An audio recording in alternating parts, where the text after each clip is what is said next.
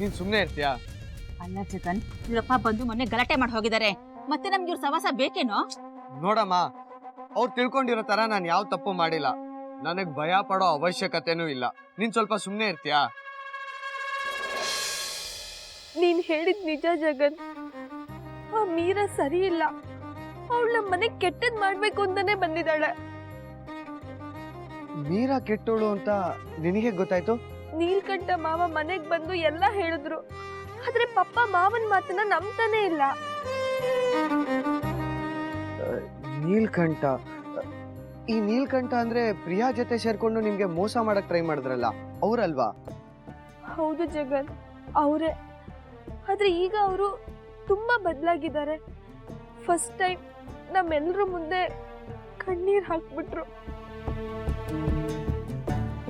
ಆದ್ರೆ ಪಪ್ಪ ಅವ್ರ ಮಾತನ್ನೇ ನಂಬ್ತಿಲ್ಲ. ನನಗೆ ಯಾಕೋ ತುಂಬಾ ಭಯ ಆಗ್ತಿದೆ. ಅವತ್ ಪಾರ್ಕಲ್ಲಿ ನಮ್ಮಿಬ್ರನ್ನ ನೋಡಿ ನನಗ್ ಬೆದರಿಕೆ ಹಾಕ್ದಾಗ್ಲೇ ನನಗೆ ಇವಳ ಮೇಲೆ ಅನುಮಾನ ಬಂದಿತ್ತು. ಆದ್ರೆ ಪ್ರಿಯಾ ತರ ಇವಳು ಕೆಟ್ಟೋಳು ಅಂತ ಪ್ರೂವ್ ಮಾಡೋದಕ್ಕೆ ಸರಿಯಾದ ಸಾಕ್ಷಿ ಸಿಗ್ಲಿಲ್ಲ ನನಗೆ. ಈಗ ಮೀರಾ, ಪ್ರಿಯಾ, ಶಂಕರ ಎಲ್ಲ ಒಂದಾಗಿದ್ದಾರೆ. ಅವ್ರು ನಮಗ್ ತೊಂದ್ರೆ ಕೊಡ್ತಾರೆ ಅನ್ಸೋದಕ್ ಶುರು ಆಗ್ಬಿಟ್ಟಿದೆ. ಈಗೇನ್ ಮಾಡೋದು? ಜಗನ್, ನಾವು ನಿಮ್ ಜೊತೆ ಬಂದು ಇಲ್ಲೇ ಇದ್ಬಿಡ್ತೀವಿ.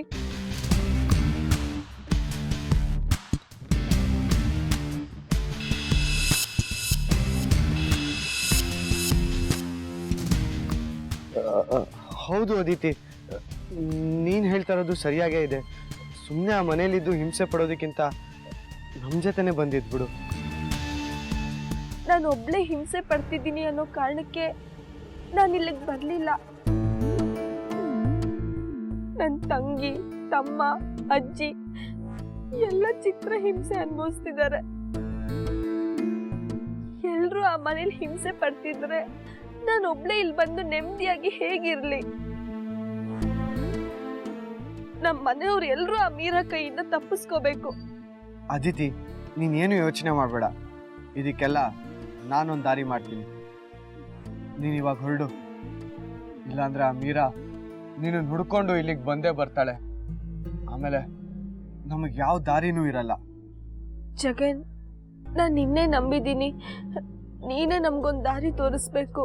ಅದಿತಿ, ನಾನು ಹೇಳಿದ್ನಲ್ಲ, ನೀನು ಏನೂ ಯೋಚನೆ ಮಾಡಬೇಡ. ನಾನು ನಿನ್ನ ಜೊತೆ ಇರ್ತೀನಿ. ನೀನು ಇವಾಗ ಹೊರಡು. ಬಾಯ್. ಬರ್ತೀನಿ ಆಂಟಿ.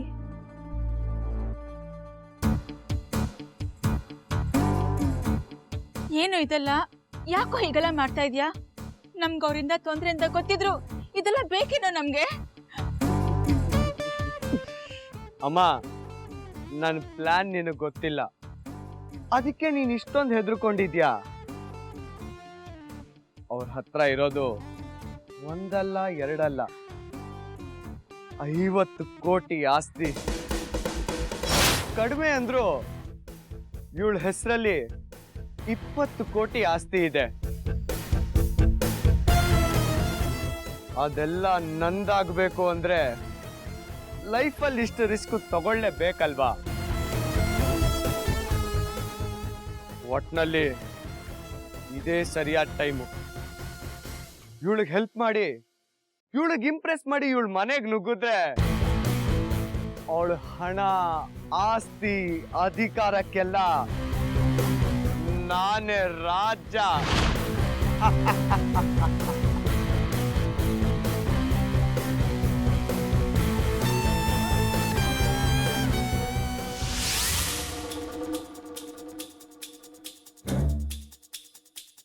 लेके आओ, बाहर लेके आओ।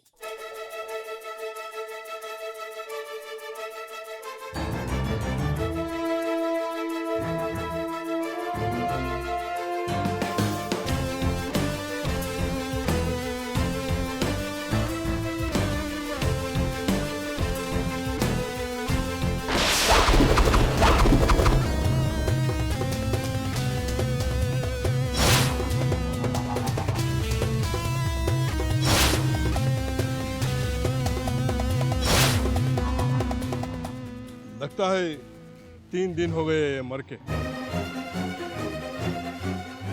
जल्दी से मॉर्चरी को भेज दो। पोस्टमार्टम करवा दो। सभी पुलिस स्टेशन को मैसेज भी दे देना।